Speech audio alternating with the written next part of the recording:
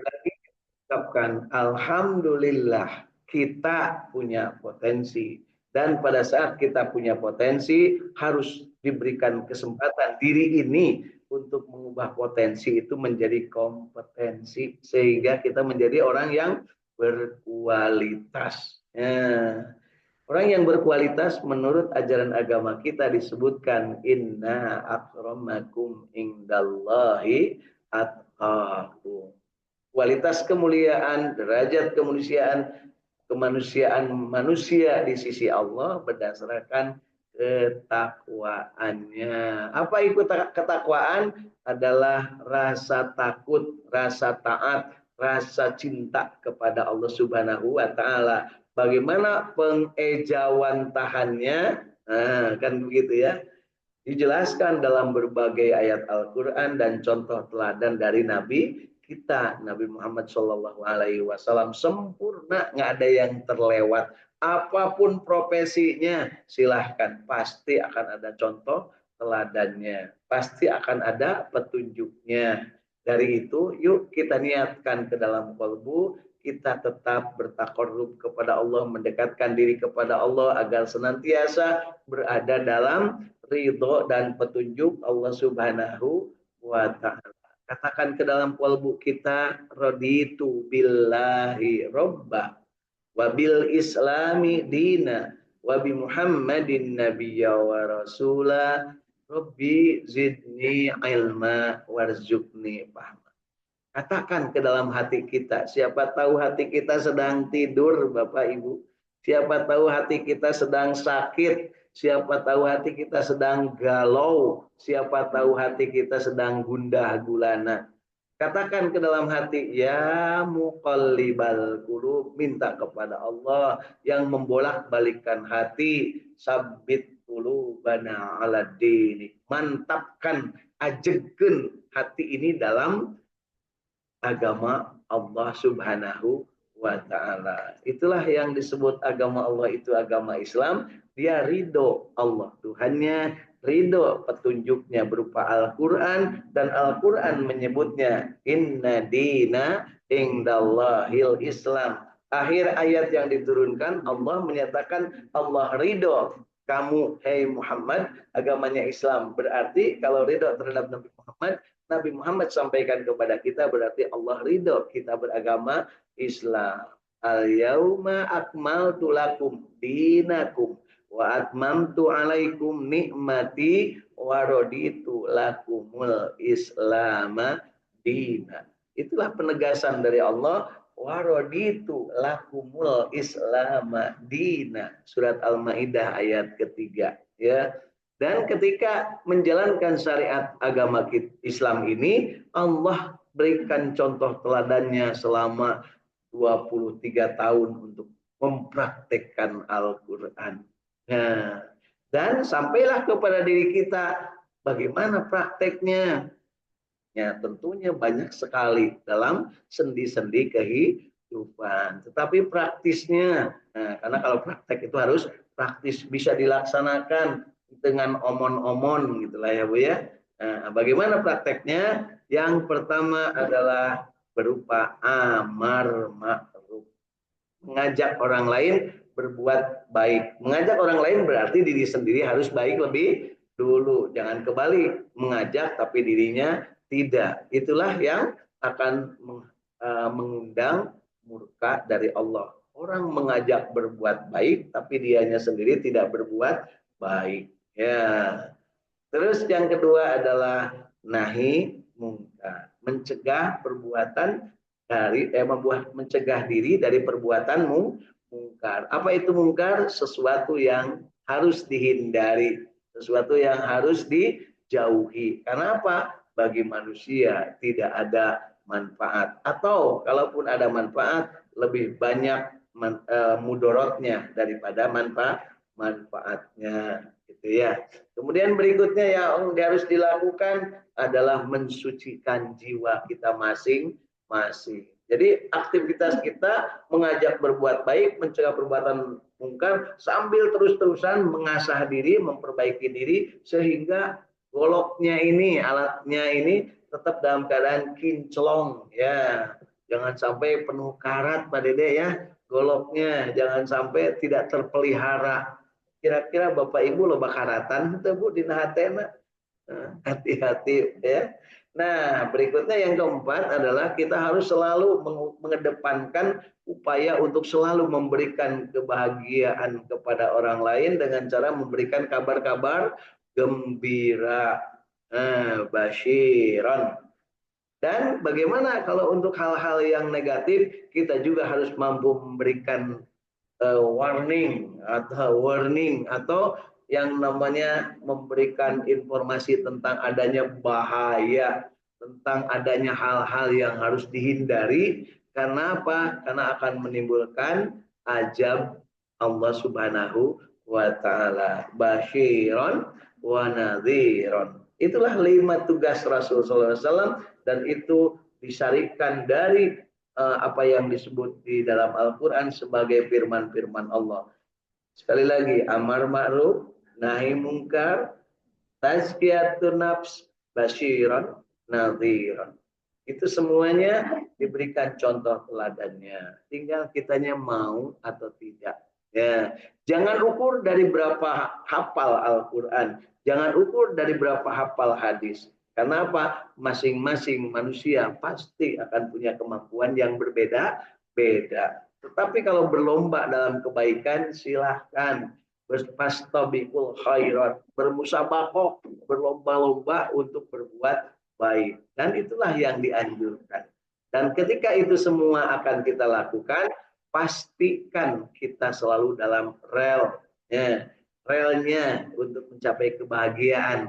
Itulah yang disebut dengan bingkai akhlakul karimah dari Rasulullah SAW yang beliau itu melaksanakannya karena perintah Allah. Jadi beliau menjalankannya adalah menjalankan Al-Quran. Jadi kalau Bapak Ibu ditanya apa akhlak Rasulullah, adalah Al-Quran. Jadi kalau pengen tahu bagaimana Rasulullah dalam kehidupan, maka bacalah Al-Quran. Ketika kita membaca Al-Quran, pasti akan menemukan peristiwa-peristiwa atau momentum-momentum tentang keindahan, tentang sesuatu yang harus dilakukan, tentang sesuatu yang harus dihindari, tentang bagaimana Kangjeng Nabi Muhammad SAW ketika sedang menyendiri, tentang bagaimana beliau ketika berinteraksi dengan istrinya, dengan anaknya, dengan cucunya, dengan keluarganya, dan tentang bagaimana beliau berinteraksi dengan orang yang memusuhinya. Itu semua tersedia lengkap. Apakah beliau termasuk yang menyukai bala-bala? Silahkan lihat di dalam Al-Quran. Kan kita mau gitu, ada yang nanya, Pak kalau Rasulullah itu suka sama bala-bala, saya bilang suka pisan sama bala-bala. Ya. Bagaimana kok bisa nyebut suka? Beliau makanannya apa, Bu? Tamis, kan tamis itu, Bu? Apa itu tamis? Bukan tumis, Bu, tamis. Itu martabak badam. Terus dicucuran ku ayah susu, ini mah sayur tenang Bu. Mulai gitu. Bahasa bahasa kita Bu. Terus apa lagi? Yang paling keren lah. Ya, kemudian ditutupkan gitu, kemudian dimakan. Gitu ya. Maka jadilah itu kalau di kita apa Bu?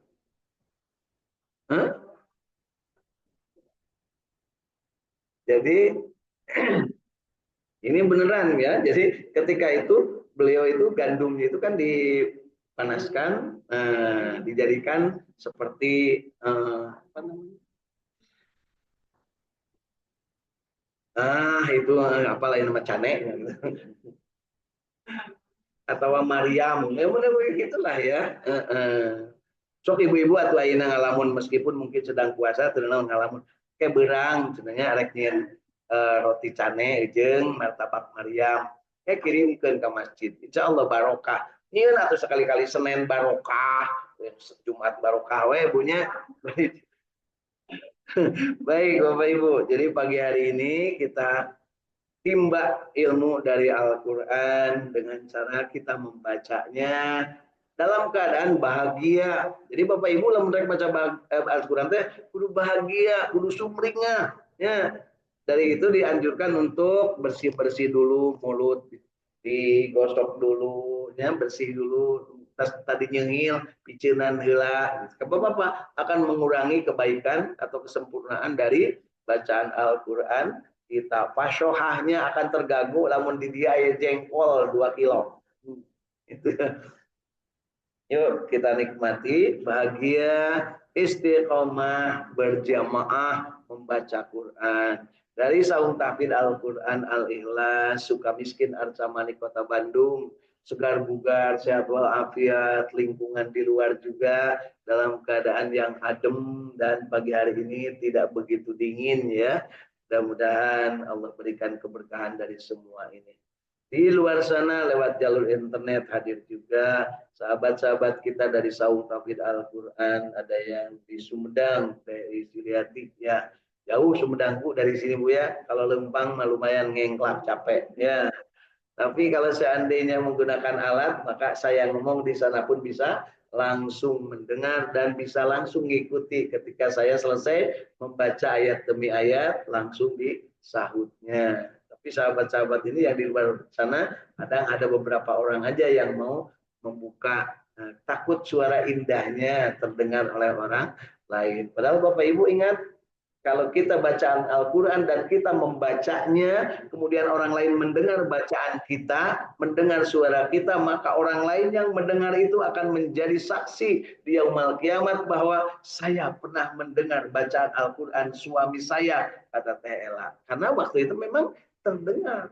Tapi kalau ente begitu ditanya, Ela, kumaha suami musok maca Quran, teuing datara kadenge, gitu.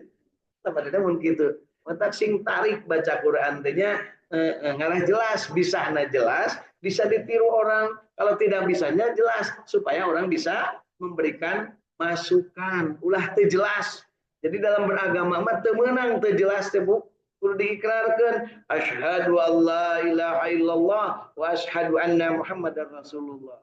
Kalau tidak diikrarkan itu teu sah jadi orang Islam Bu.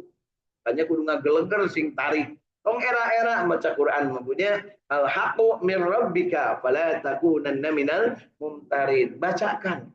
Ya, dan itulah ketika Sayyidina Umar radhiyallahu an sebelum masuk Islam, beliau masuk Islam karena beliau mendengar bacaan Al-Qur'an dibaca oleh adik kandungnya sendiri. Waktu itu beliau masih kafir. Ya.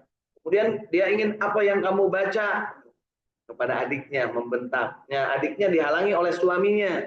Nah, kemudian suaminya ditonyok, sampai berdarah, ngejungkal. Ditonyok Umar tuh ya, Bu. Ditonyok Umar, oke, siapa yang nyobian, Bu? Ya, kalau nggak percaya. Benar-benar. Ya, apalagi waktu itu Umar masih kafir, ditonyok langsung ngejungkal, berdarah. Istrinya, membelanya, kemudian menghalanginya. Istrinya pun sama, dicabok juga, tapi rada pelan, dulunya pasti yang namanya adiknya sendiri, ya. Tapi dua-duanya dianiaya. Kenapa dianiaya? Karena Umar ingin, mana yang kamu baca itu tadi saya minta. Jadi yang dimintanya itu yang tadi dibaca. Lembaran Al-Quran belum jadi kitab, masih dalam tulisan tangan sendiri. Ya, diapalkan. Jika ibu kan aina tiap ngaji kan ngapalkan, ditulis tentang keimah, dibaca deh. Sekian tahun setelahnya menjelang meninggal dunia, Bapak Ibu dibaca, oh baheula teh ieu pernah nulis ieu. Kan itu bakal jadi saksi. Begitu kita dibaca lagi bakal terbayang-bayang seperti Bapak Ibu ketika punya surat cinta yang pertama. Dari si dia kan disimpan sampai sekarang, bahkan di figuraan ya, termasuk surat nikah kan disimpan sampai sekarang. Punya canian deh abdi mbu surat nikahnya kan disumpah can pernah ini yang dari surat nikah hiji we Pak Dede mah geus tilu kan ya. Kan itu kemudian Pak Dede hadir gitu nya. Kayak geus dua kan gitu. Ini mah kan yang hiji ditong sombong Bu karena bukan surat nikah ngan hiji punya, dan kata ibu tak akan tergantikan. Kan gitu ya. Alhamdulillah. Ya kan Bu ya? Benar? Jadi ada yang sudah punya dua-duanya ayat di imah. Balwani kan soalnya gunung kolot punya. Nah, berikutnya adalah yang harus kita pahami juga bahwa ketika kita sedang dalam keadaan ingin mencontoh apa yang disampaikan Rasul ini, maka pastikan diri kita ini dalam keadaan istiqomah terus-terusan, ya.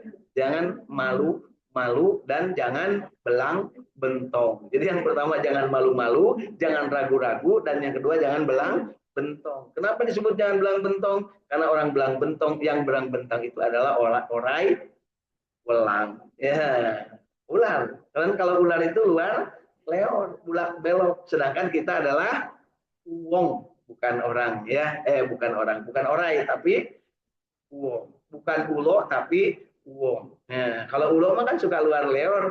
Kalau manusia lebih luar leor. Bahkan ada yang maghrib dan dolim. Nah, jadi yuk kita istiqomah, dan pada saatnya kita istiqomah di jalan Allah ini, pastikan bahwa diri kita ini berjamaah, jangan sendiri-sendiri. Ya, baik Bapak Ibu. Yuk pagi hari ini, nah, kemudian hadir juga ini Teh Irin ya dari Cirebon Kanoman dan Ibu Hilda dari Cirebon Kasepuhan. Mari kita lanjutkan bacaan kita di surat Ghafir atau surat Al-Mu'min, surat ke-40. Pagi hari ini kita akan baca mulai ayat ke-36. Ya, kita agak mundur sedikit supaya ayat ngawahan. Ya, mulai ayat ke-36 kita akan baca pada pagi hari ini. Ya, mari kita sama-sama.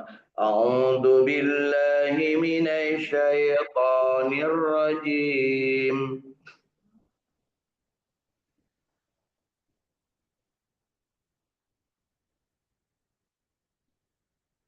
Bismillahirrahmanirrahim.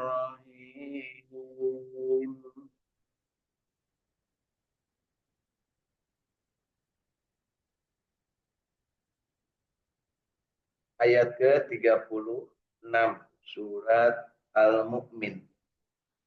Wa qala fir'aunu ya hamanu bani li sarhan la'alli ablughul asbab.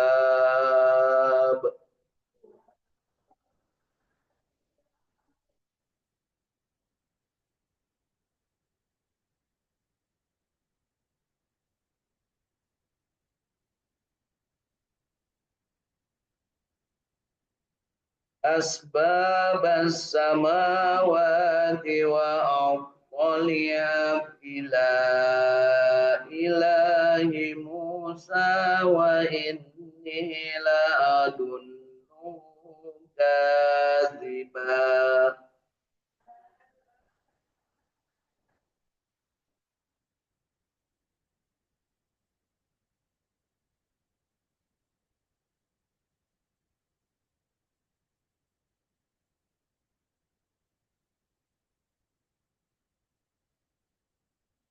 وكذلك جُيِّنَ لفرعون سوء عمله وصد عن السبيل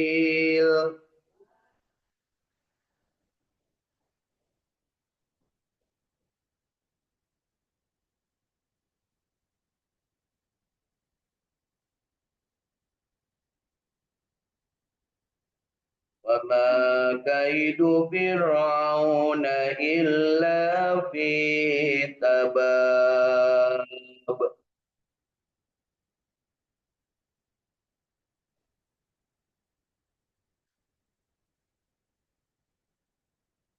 وقال الذي آمن يا قوم اتبعون أهدكم سبيل الرشاد.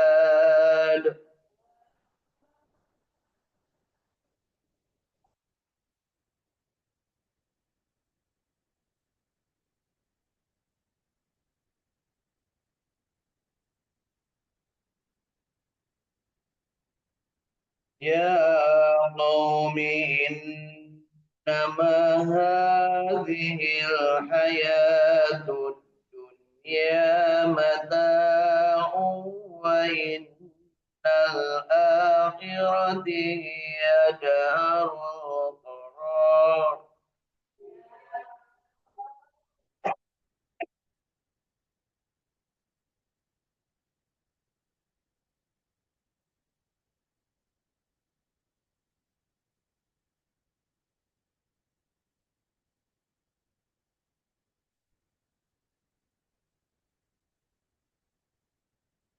من عمل سيئة فلا يجزى إلا مثلها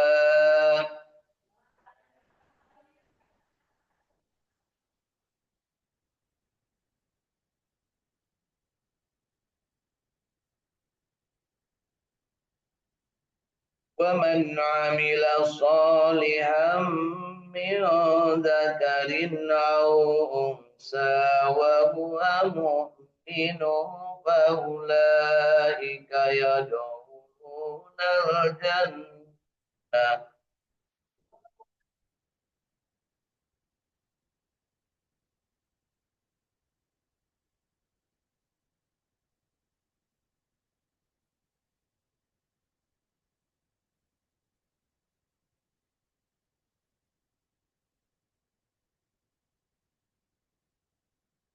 فأولئك يدخلون الجنة يرزقون فيها بغير حساب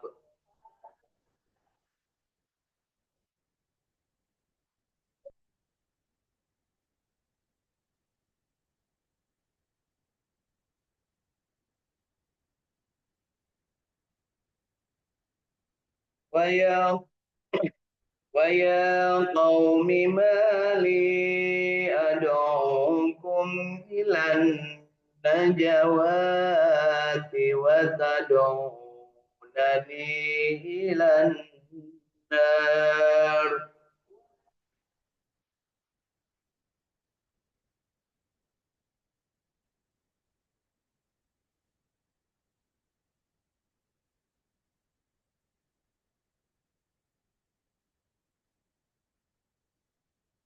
ويا قوم ويا قوم ما لي أدعوكم إلى النجاة وتدعونني إلى النار.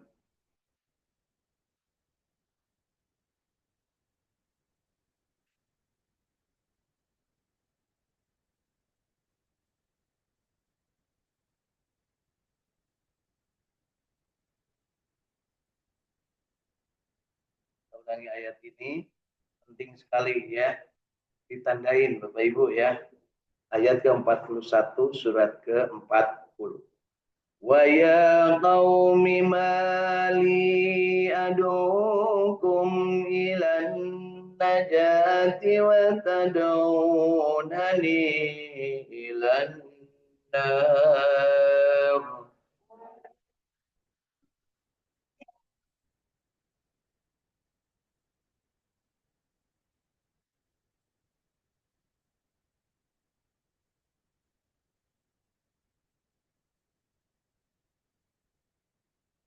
تدعونني لأكفر بالله وأشرك به ما ليس لي به علم.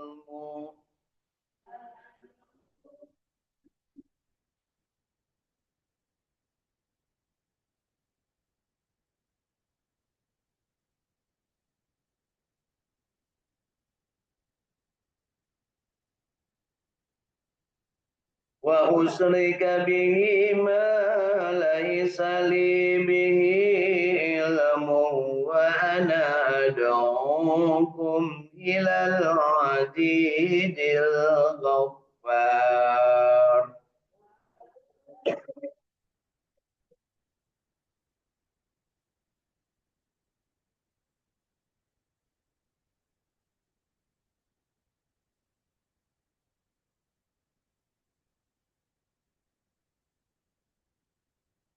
لا جرم أن ما تدعونني إليه ليس له دعوة في الدنيا ولا في الآخرة.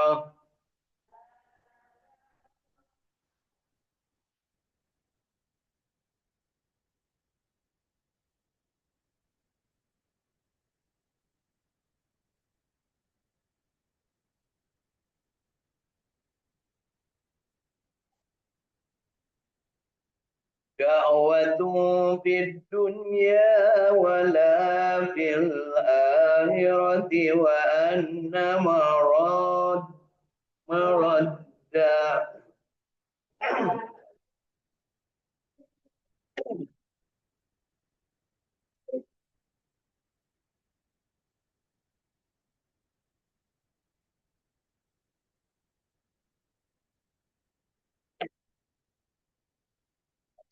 Ya, kita ulangi.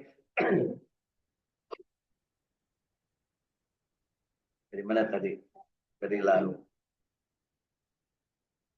Da'watuhu fid dunya wala fil akhirati wa anna maraddana ila Allahi wa annal musrifina hum ashabun nar.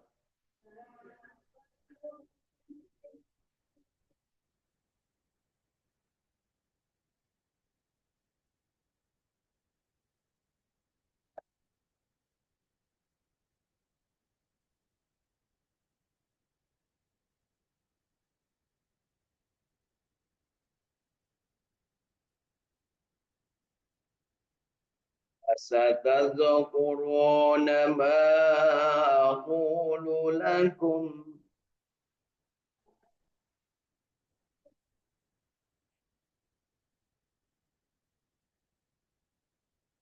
wa ufawwidu amri ila Allah innallaha basyirum bil ibad.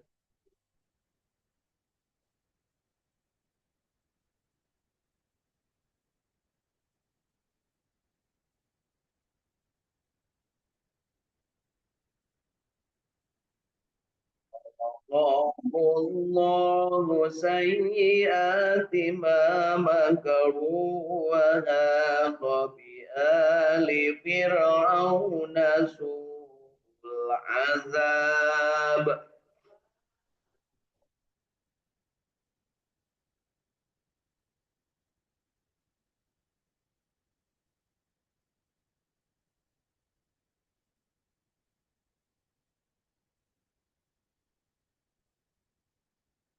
النار يعرضون عليها غدوا وعشيا ويوم تقوم الساعة.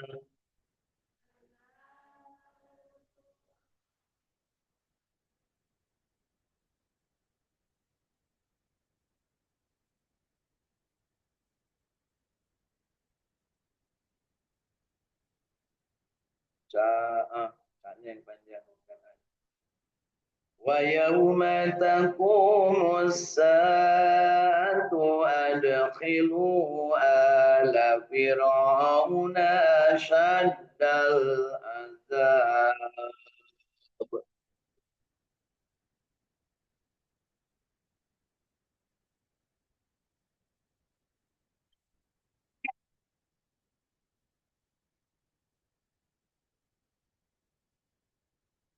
Sadaqallahul azim.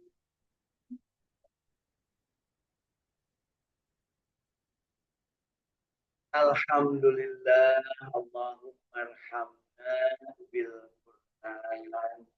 Alhamdulillah Bapak Ibu, bacaan Al-Quran kita mudah-mudahan yang baiknya diterima oleh Allah Subhanahu wa taala dan yang salahnya kita berharap Allah mengampuni apa yang menjadi kesalahan kita dari bacaan Quran, dan tentunya kita berharap diberikan kesempatan untuk terus-terusan belajar meningkatkan kualitas bacaan Al-Quran kita. Ya, sekali lagi Bapak Ibu saya sampaikan, jangan ragu-ragu dalam mengucapkan lafal-lafal Al-Quran. Salah tidak naon dalam didengar oleh orang lain, pasti bakal ada yang menegur. Itulah indahnya kebersamaan. Kalau bagus pasti cari cing ya, dengarkan. Tapi kalau salah pasti akan memberikan respon. Itulah namanya berjamaah. Dan kata Rasul, khairukum man ta'allamal Qur'an wa 'allama, sebaik-baik kalian adalah yang belajar Al-Qur'an dan mengajarkannya. Belajar dan mengajar itu pasti berjamaah. Rasulullah sendiri kalau lagi sendirian, beliau suka berjamaah dengan malaikat Jibril. Ya, jadi kalau beliau ingin memperbaiki bacaan dengan malaikat Jibril. Siapa malaikat Jibril, Bu?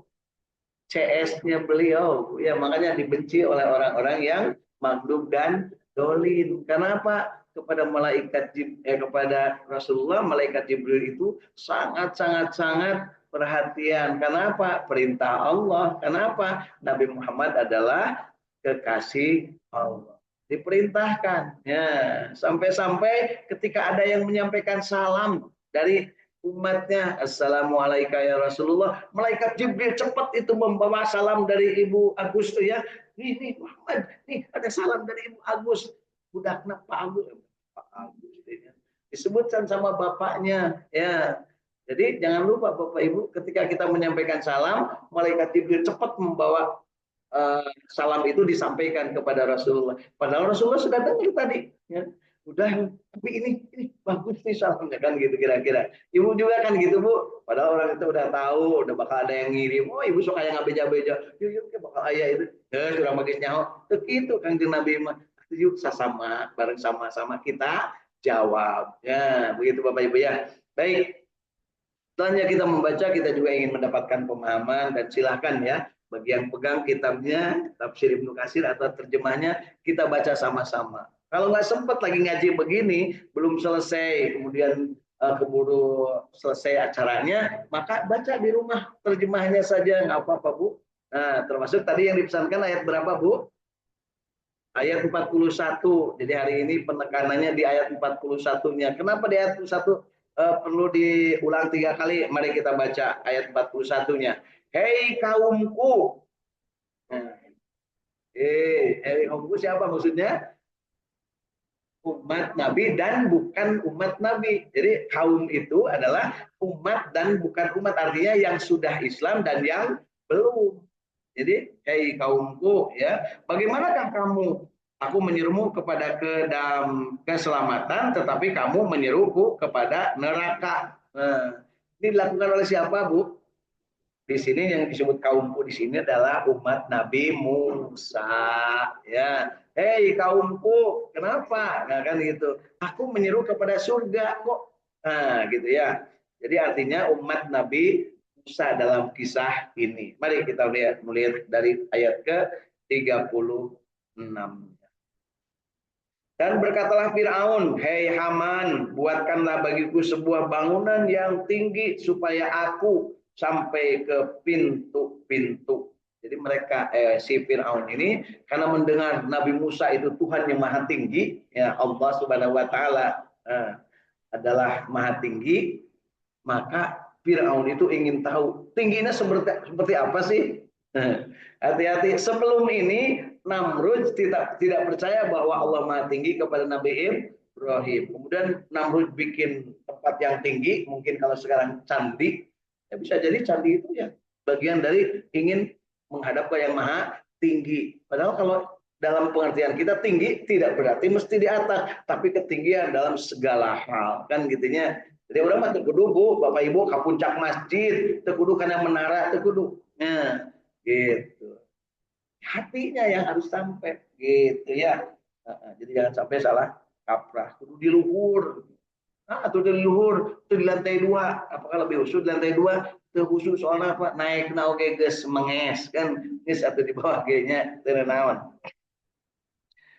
Yaitu pintu-pintu langit supaya aku dapat melihat Tuhannya Musa dan sesungguhnya aku memandangnya seorang pendusta. Jadi si Firaun ini tidak percaya bahwa Tuhan Musa ada di atas sehingga ingin disusul, nyuruh ke si Haman untuk membuat bangunan. Haman ini adalah ahlinya infrastruktur, tukang pikirnya Firaun. Sedangkan yang modalinya siapa Bu? Korun. Ingat Bu, ya selalu ingatkan dalam sebuah komunitas, dalam sebuah kebersamaan, dalam sebuah negara, dalam sebuah gubernuran, dalam sebuah wali kota, dalam sebuah bupati, pasti akan ada yang model Haman, yang pinter-pinternya bahkan minterin orang jadi penasehat tapi kelakuannya bikin kacau, ada ya. Ayo begitu. Sekarang lagi pada terbukti, Bu. Mari kita lihat di pengadilan ya. Yang kedua adalah si Korun, ini konglomerat oligarki yang bergabung untuk memodali si Firaun yang udah pikirannya ngaco, ingin ngaco supaya penting mah keluarga aman, ngaco ternaon.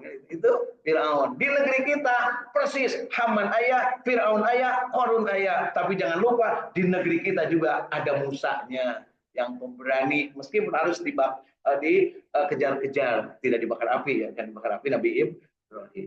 Ya, berikutnya ya dilanjutkan. Demikianlah dijadikan Firaun memandang baik perbuatan yang buruk dan dia dihalangi dari jalan yang benar. Dan tipu daya Firaun itu tidak lain hanyalah membawa kerugian. Tipu daya dalam hal ini adalah perbuatan atau strategi, kalau bahasa sekarang, strategi bikin ini, strategi bikin itu, hanya demi mengikuti perintah dari si Firaun dan dipikir diolah-olah oleh Mang Haman supaya kelihatan indah dan dimodali oleh oligarki supaya terjadi. Tapi Musa tetap Musa, kan gitu ya. Kira-kira Ibu termasuk pro Firaun, pro Haman, atau pro Korun, atau pro Musa, atau pro Kol? Pusing Ibunya. Ya, Masya Allah. Asli Bu. Jadi mari kita lihat dalam kehidupan ini nyata seperti itu saat ini. Dan mari kita tonton di meja-meja pengadilan. Ayah Bu, selalu ada Musa, selalu ada Firaun, selalu ada Haman.